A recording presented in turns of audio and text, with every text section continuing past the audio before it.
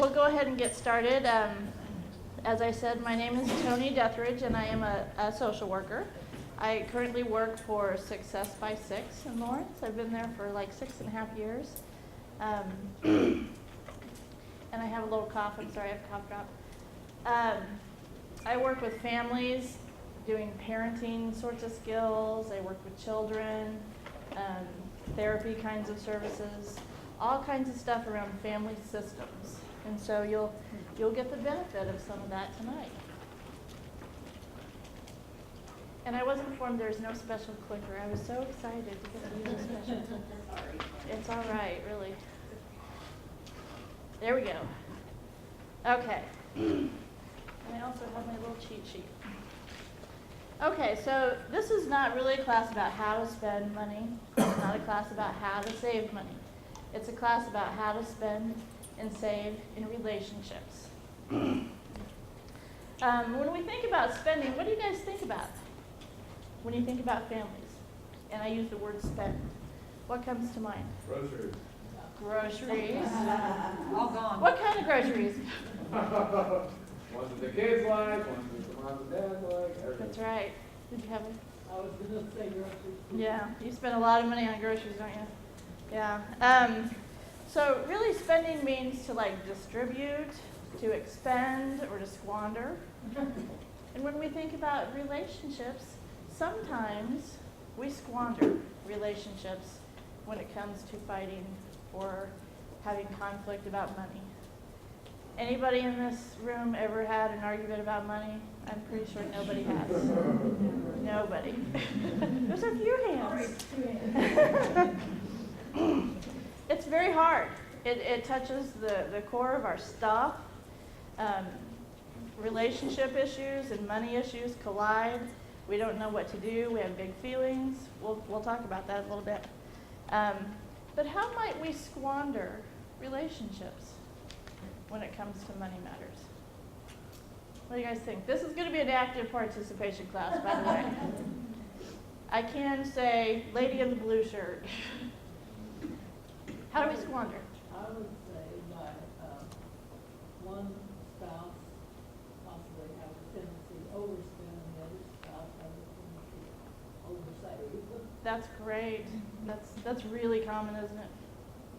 Well, and especially if one spouse over-nags, I think they would be squandering the relationship capital that you had when you first got married. Great word. Great word. Because Relationship I'm capital. more of a penny pincher than my fiance is, and so if I start nagging her about the stuff that she's wasting on more electronics for the kids or more whatever, Yeah. I might be wasting my relationship. I like that you use the word capital, really, because we have capital in our relationships, don't we? It's not really about money. We have big investments in relationships. So that's a great word. I appreciate you using that. So why does money stress us out so much? I think this is the dumbest question anybody ever asked. But I'm going to ask it. Because we never have enough. Never have enough. Why else? Well, everybody wants to do something different with it. They do. It's what the world seems to run. Yeah. Money gives us a sense of safety. Absolutely. I didn't hear. She said money gives us a sense of safety. Yeah. Is that true for a lot of people? Yeah.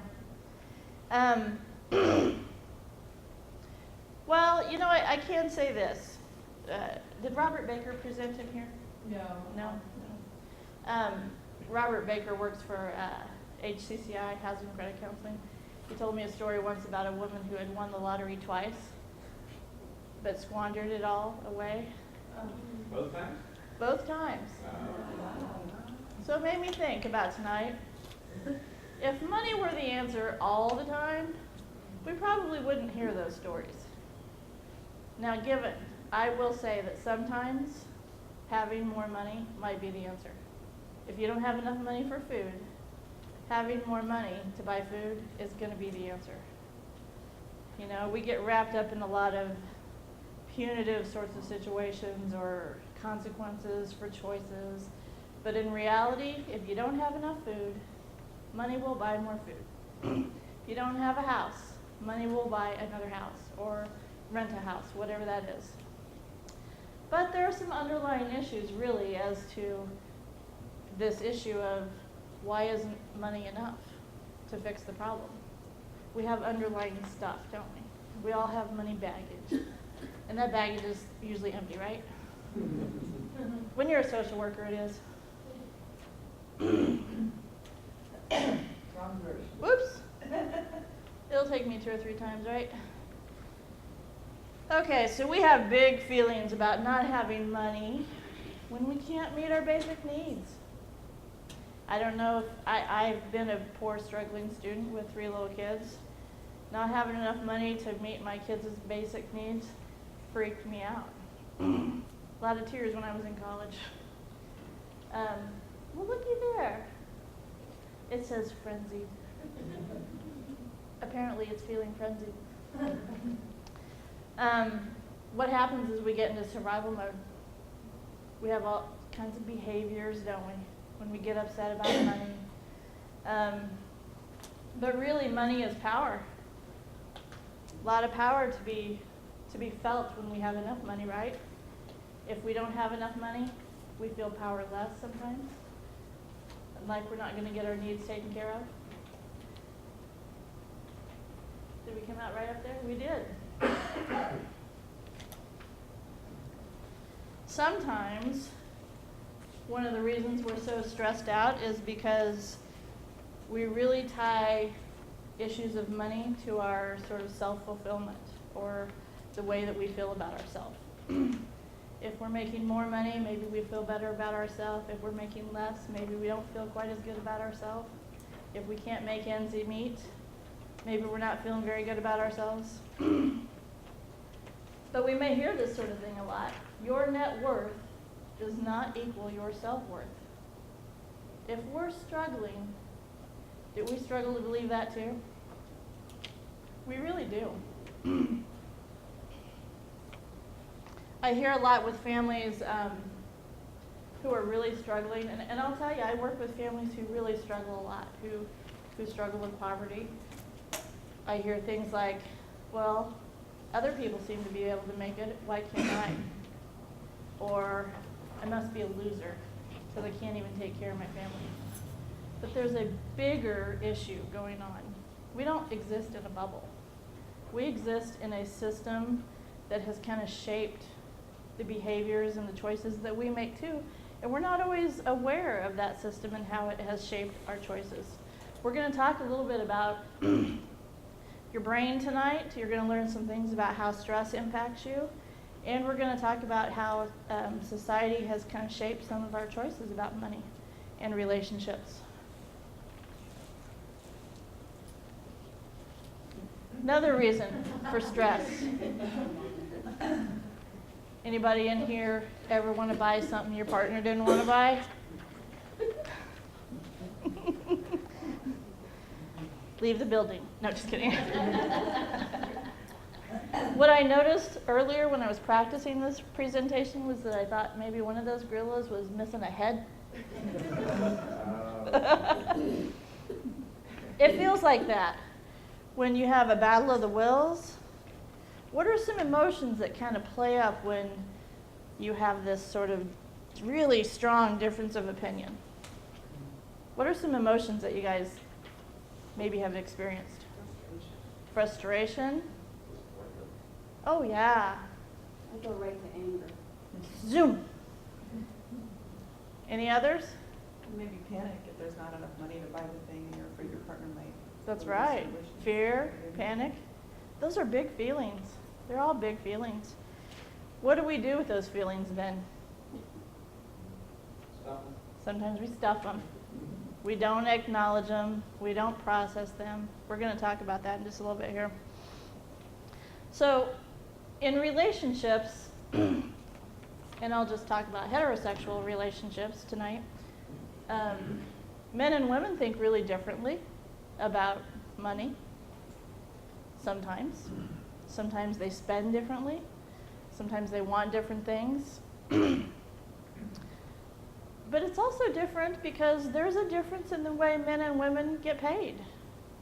I think the 2011 statistics say that women get 77 cents on the dollar for every dollar that a man earns.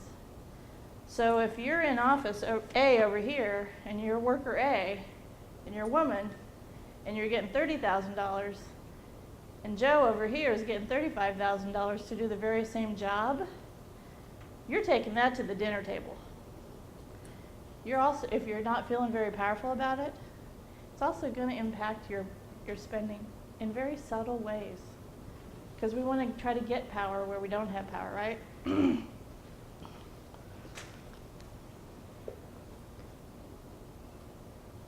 Anybody ever say no to a kid? At Walmart? Yeah, that's a scary fish.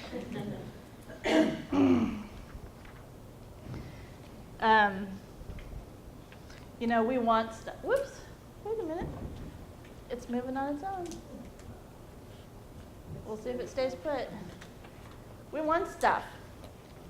We want stuff we can't have always, right? Little kids, especially, don't have the cognitive structure.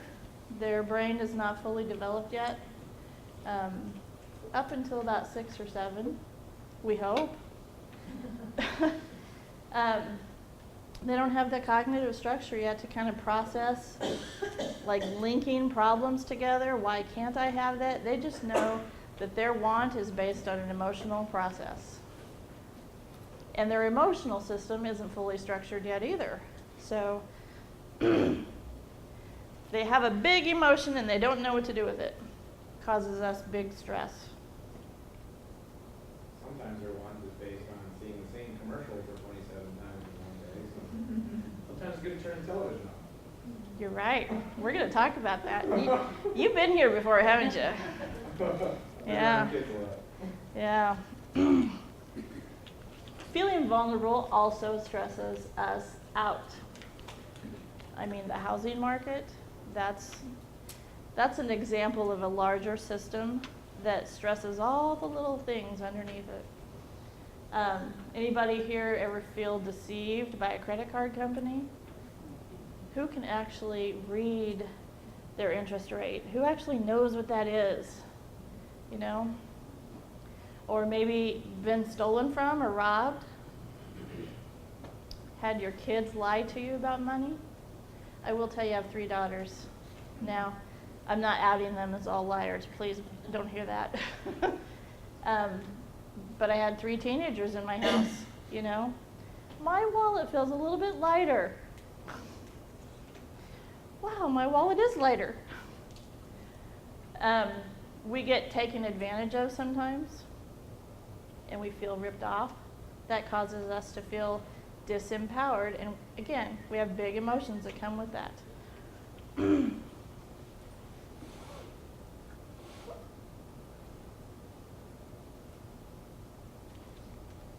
So, essentially, all kinds of stressors impact our relationships. Stressors about money. Can you guys think of any others? Any other stressors about money? Maybe not? They all impact our relationship with our partners, our kids, sometimes our friends and our family. In the other classes, you've learned some things really about saving, spending, more of the structural components to money, right? Well, this class is going to bring the relationship piece into that. How we deal with financial issues really is we're trying to train ourselves how to be mutually respectful, how to have healthy boundaries, how to have healthy relationships. But we really can't do that sometimes unless we know what's underneath the stress. We have these big stressors that we don't know what to do with sometimes. And sometimes we just want the problem to go away. Sometimes we fight about it and it doesn't go away. But there's something underneath that we actually have to get to. So we're going to talk a little bit about the brain. Anybody heard of fight, flight, freeze? It's the dog's version of fight, flight, or freeze. Now you're starting to see my really bad sense of humor, right? Other presenters are like, I'm not claiming that picture. It's not professional. Anybody know about fight or flight response? It's in your DNA. Every one of us in here have it. It's the thing that will help us protect us when we feel that our survival is threatened.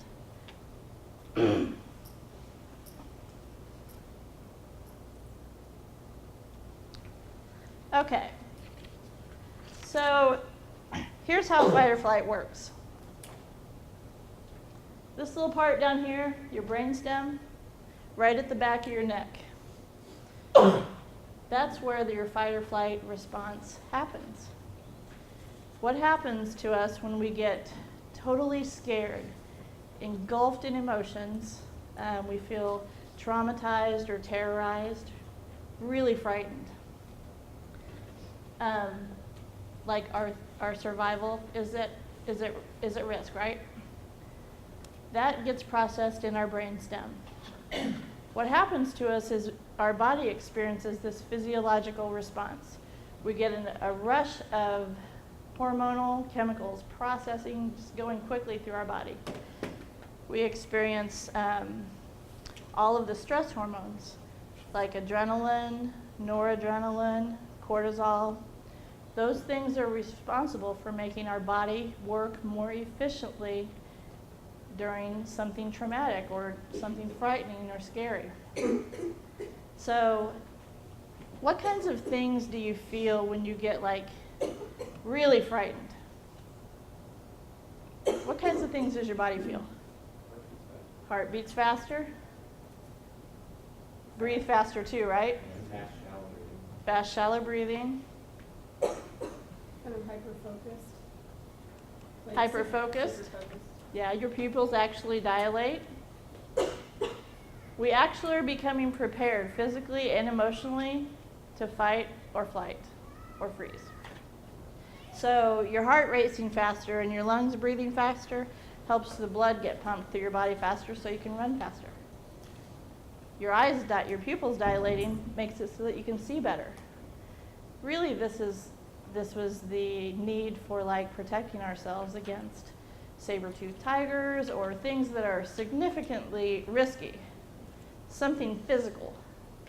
But over time, in our society and our culture, we experience that kind of chronic stress sometimes on a daily basis. Our body is not meant to withstand that kind of stress. It isn't. We can't metabolize those hormones. So that's why they say that stress causes things like headaches, stomach issues, all kinds of issues, because our body cannot process those extra hormones. So what happens with us when we're under stress is that the stress is happening here in the brainstem, right? You can't use your brainstem and your frontal cortex to its full use. You can't use them at the same time. You don't get the full benefit of the part of your brain that does your thinking, your problem solving, your linking systems together. But you also don't get the full benefit of your limbic system, which is the part of your brain that regulates emotions. It deals with social issues. It helps us think about our feelings. So, have you ever noticed how when you're under a lot of stress, you can't remember something? Wow, you knew something happened, but all of a sudden, you're not connected to how you felt about it. Or you're not connected to how you thought about it. You were just trying to survive, right? You just had to survive. We'll deal with all the other stuff later. But what happens, memories are cellular. Memories get stuck in something called your amygdala. And memories that don't get processed or attached to an emotion, they don't get to move up to our limbic system, and they cause us trouble. They come out in other ways. They come out in these little nagging, nitpicky ways. We have naughty behaviors. They are there. Those memories are there, and those experiences are there. We just have not yet processed them. So this is important for us to talk about because we behave in ways that we wouldn't normally behave. We behave in ways that aren't conducive to healthy relationships. And they aren't conducive to us being a more mature person. Start from the relationship. It does start. It actually starts before you're born. Your brain stem is the first part of your brain that was developed when your mom was pregnant with you.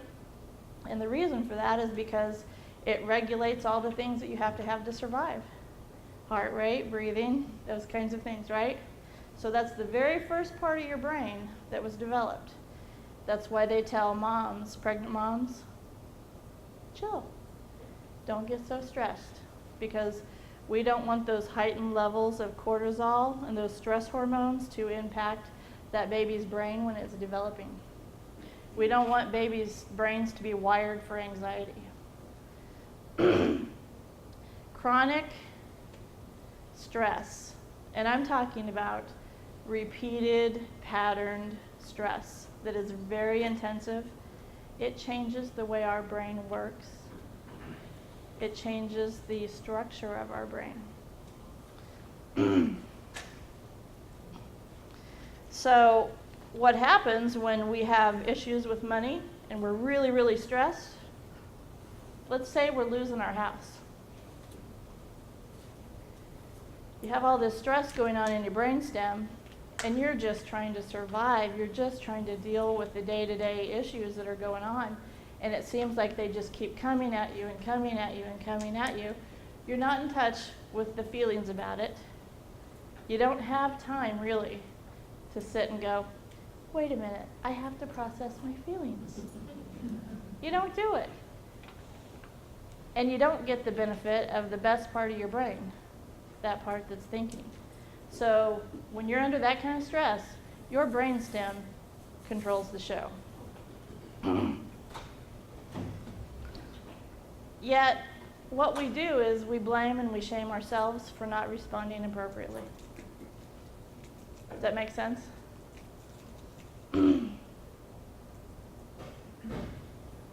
So does this mean that we don't have choices, though? No. What we do have is an opportunity. When we're not under stress, if we have the information and we know about how the brain works and we know about how stress impacts our brain, when we're not under stress, we have to create a plan for how to respond instead of react. What's the difference between respond and react? Respond, you think. Mm-hmm. Yeah. So when you're being responsive, you're able to use all three of those processes, right?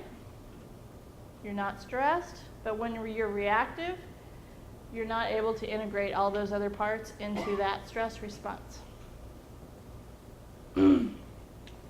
So if we are reacting to our stressors in poor or unhealthy ways, how then do we respond to the emotions that are connected to those stressors? Because I tell you what, if we don't attend to the emotions that are connected to those stressors, they're going to come out in behaviors. What kinds of behaviors? Give me your good ones. What's that? Shopping binges. My God, I'm going to do it anyway. Arguing. What's that? Arguing. Arguing. Or the favored screaming. Yeah. Special fingers.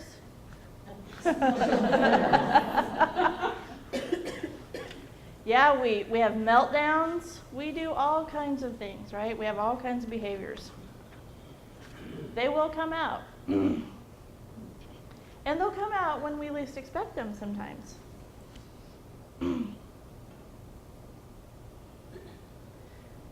So here's what we do. This is kind of the plan. When you're totally stressed about money and you got stuff going on, when you get a moment and you're not stressed, you're not in that heightened state of arousal, first acknowledge what your stress responses are and what triggers them. We were talking about responses here: shopping, yelling, screaming, arguing. I forgot what you said. Somebody back there said something else and I've forgotten it. We belittle others. We shame others. We ridicule. We criticize. Anything that gets away from our feeling, right?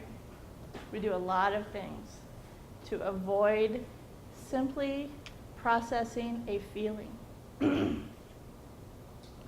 So we want to acknowledge. So we want to know, what do you do? And how do you behave when you're stressed? Really think about that. And then you want to think about what happened just before that. What triggered me into feeling that way?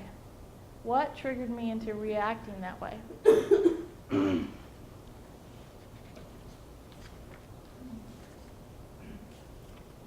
You can also try the what if solution. This is just a little recipe that I use with parents sometimes.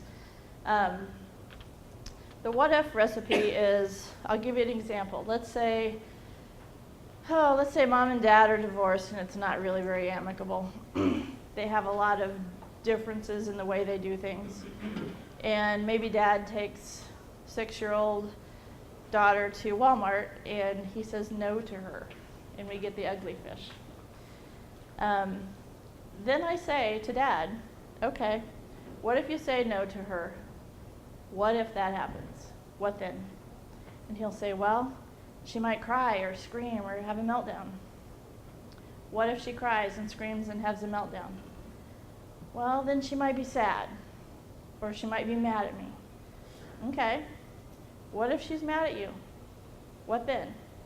Well, if she's mad at me, maybe she won't come around me. Maybe she won't want to be with me. What if she doesn't want to be with you? Maybe I'll be lonely. What if you're lonely? Then I'll be left to think about what I've done, you know? We have to link these things back to the underlying feeling. Eventually, what usually comes around in most situations is we are afraid of not being connected to another person. We're afraid of being shamed. We're afraid of being vulnerable. Those things are all present in our decision. So instead of sticking to the no, you can't have it and being empathetic, we cave and we give in because we don't want them to have their feelings hurt. We want to be the one to give them everything they want, right?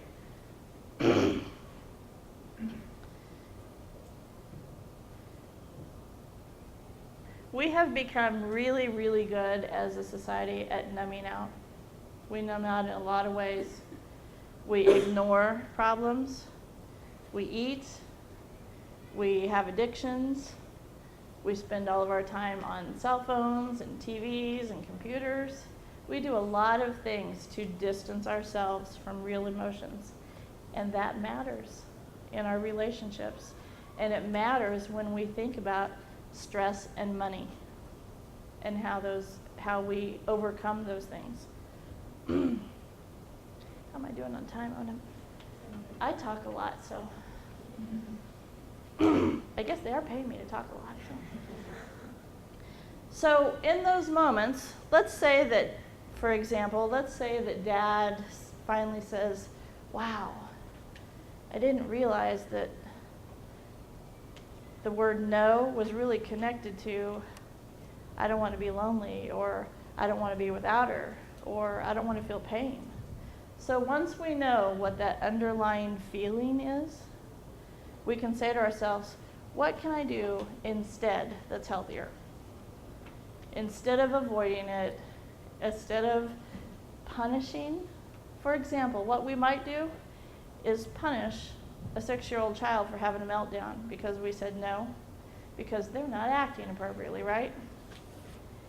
Instead of making it a teaching opportunity, discipline is really all about teaching opportunities. Discipline does not have to be punishment. So what we can do is help shape that child's mind about choices. Anybody have questions yet? So in that moment, when we kind of recognize what's the feeling underneath that, we can ask ourselves, what's a healthier way to deal with that emotion? So let's just take pain, for instance. We're trying to avoid pain, or something's uncomfortable, or we don't want to deal with it. We can either exercise, we can journal about it, you can go therapy. You can remove yourself from the situation. Just give yourself a little bit of time out so you can think about it. You can say to a kid or to another person, you know what, I need 20 minutes. 20 minutes is this magical number of when we have this stress response going on. Once we get to a place where we can actually calm down, it takes about 20 minutes for that chemical process to get back to our baseline. That helps us think better. We can talk with somebody, just sort of process it. Talk about the feeling, recognize it, name it. We can do something calming. Some people like to take a bath, or certainly you can't take a bath at Walmart, but you would be frowned upon. Yeah. Something you could do at Walmart, and you still might be frowned upon for, is let's say that 6-year-old kid is having a meltdown, and you just say to them, you know what, let's go outside and do 30 jumping jacks. What would they say to you? What are you talking about?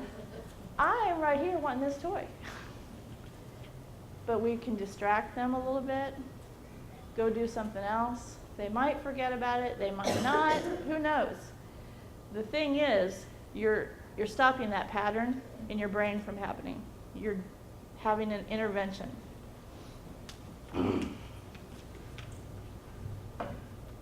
I'm not going to see anybody at Walmart doing jumping jacks, am I?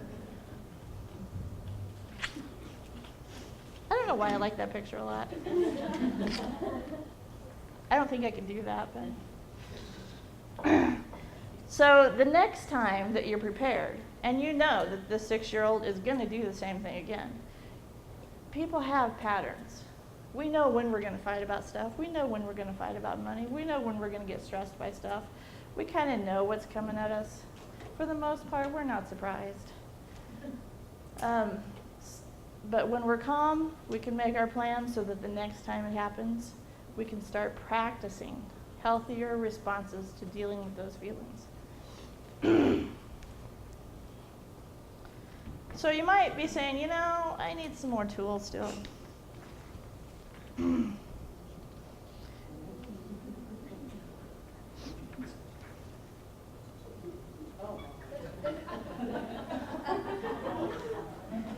One tool, you might not want to spend more time with that cat, but you might want to spend more time together.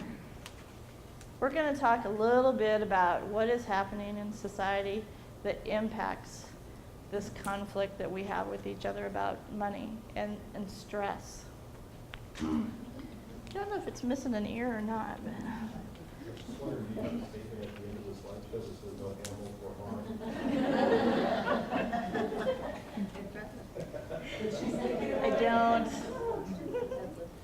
I don't.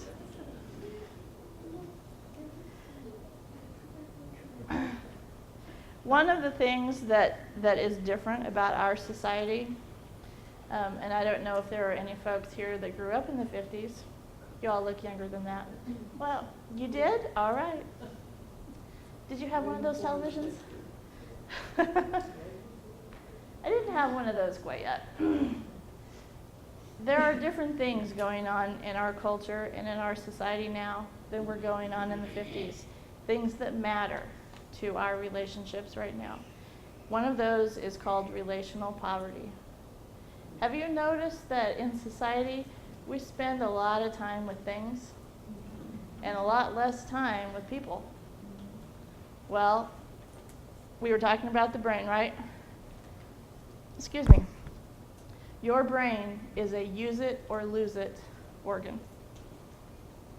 So when I was talking about the cortex and the limbic system, especially when you're young and your brain is still doing most of its forming, if your brain doesn't get activated enough in those areas, eventually it'll say, you know what, we haven't used those for a while, let's get rid of them. And you see the little garage sale sign outside your brain now. Sorry. I get in trouble when I ad-lib. Just stick to the script. Anyway, so since the 50s, things have looked really different. Bruce Perry wrote a book called Born for Love, and it's all about empathy, how we develop empathy. It's a great book. It's an amazing book. I recommend it for anybody. So we have this thing called relational poverty. We don't have enough healthy, mature relationships to pull from when we are in times of need. So, what might be different since the 1950s that you guys can think about? Technology. For instance? The internet. Oh, yeah, that's a big one.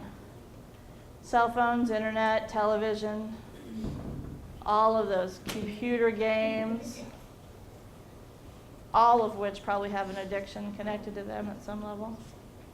I remember when I read an article when I was in grad school, it talked about the evolution of television, where when they first came out, it'd be one television for a whole block, so it would actually bring people together. Oh, exactly. Borough, that's all. Or the radio, yeah. And then eventually it got to be like one per house, but it's still, mom, dad, and the kids are all watching on one television. That's right. Now we've gotten to the point in the last 20 to 25 years where there might be a television per bedroom and one in the kitchen.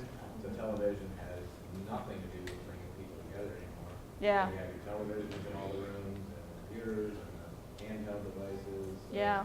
So technology in that many different forms really have calculated that we've got to be a lot more devices. That's right. than bringing them together. That's right. I'm going to talk, I have a couple of statistics about television. You had your hand up. It also seems like families live further apart, so you don't have. Exactly. You guys are good. You guys are really good. Did you have her speak so we can all hear what she said? You want to speak up a little bit? I said we were kind of lacking the family support because we all live so far apart now. Families live farther apart. I was just gonna say the technology and everything that was mentioned about the TVs is the same with communication in general. I have a couple of coworkers that when we're all in the break room together don't speak. Yeah. But then they're always on their little text and they're always on their cell phone. I And so then when their family member comes to pick them up, they get in the car and they're completely silent as they're driving away. I took my youngest kid to dinner one night with her best friend, and they're sitting across the table from each other texting, and I'm sitting right there. And I said, why? You're sitting right here together. Why are you texting each other? Because we don't want you to know.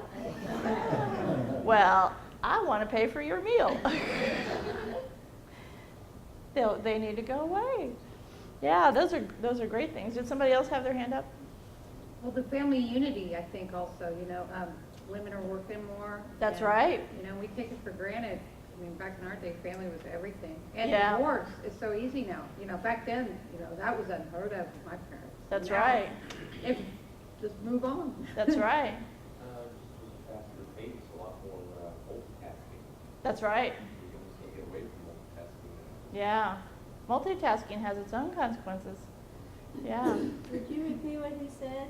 Multitasking. He said we have a faster pace. That's absolutely true.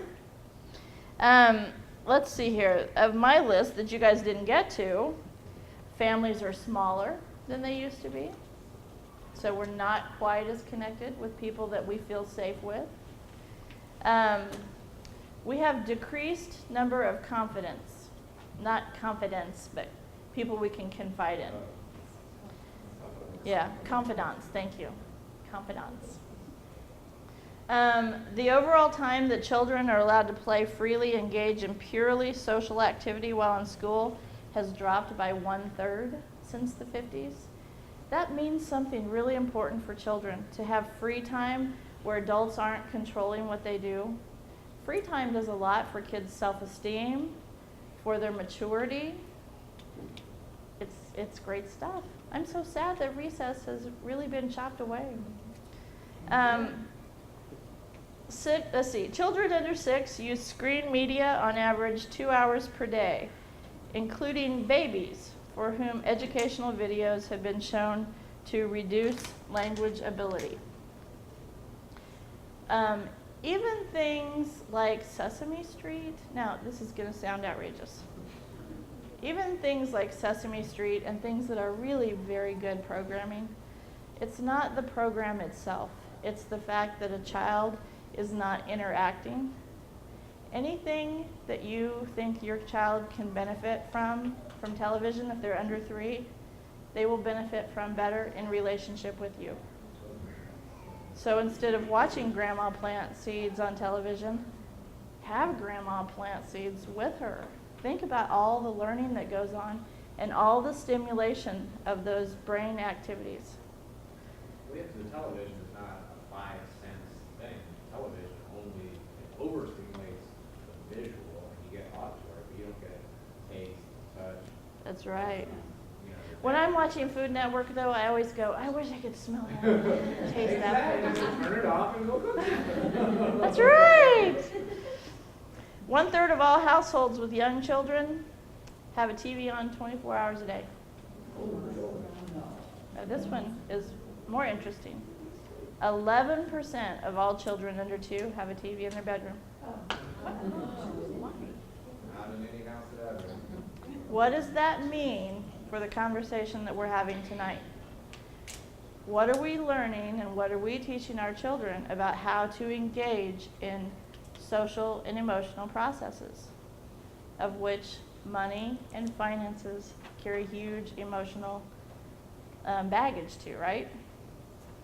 That's one of the other reasons why our sleep patterns are off. Yeah. We don't get enough sleep per day to rejuvenate ourselves, to think cognitively, because we have too low of a sleep cycle now. Yeah. And part of that is because we have a TV in the bedroom, so we've not shut off Yeah. that stimulant before. Absolutely, you're sleep. right. And couples can't have as intimate a conversation if the television is on. And so we've forgotten how That's right. to practice communications. That's right. Essentially, what this means, what everybody in this room is saying, is that more time spent with things means less time spent with people. Building up our emotional and our social skills, right? So I'm going to zip through here because I feel the pressure's coming. He's nodding. So being together, that means we get more practice at being socially connected, and we get less better at hurting each other. You're going to hurt each other less when you really know people at a deeper level. And we get less better at shaming and blaming ourselves and others. I'm almost done, guys. Let's see here. So one of the things that we have to do is we have to prioritize relationships over things. It's really, really important. But it's hard to turn off that television. It's really hard sometimes. Or the computer, or to leave the phone at home, or to leave it off, whatever it is. Does that mean okay, gotcha. So we send really subtle messages to people about relationships. What kinds of subtle messages might we be sending to somebody that we are in relationship with if we can't manage emotions?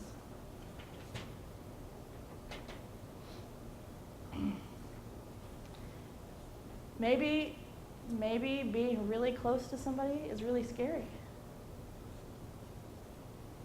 maybe being vulnerable is really, really scary. There's a book by Brené Brown, and it's Brene, called The Gifts of Imperfection. She is a researcher who talks about shame and resilience, and it's a very powerful book.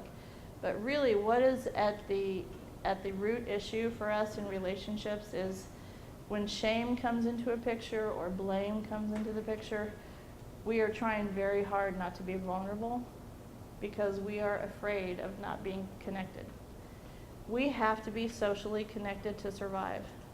That is in our DNA. We have to be socially connected. We need each other. But we do a lot of things to push each other away. We really do.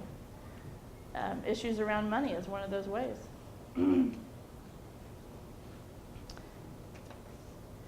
Okay, so we have a handout.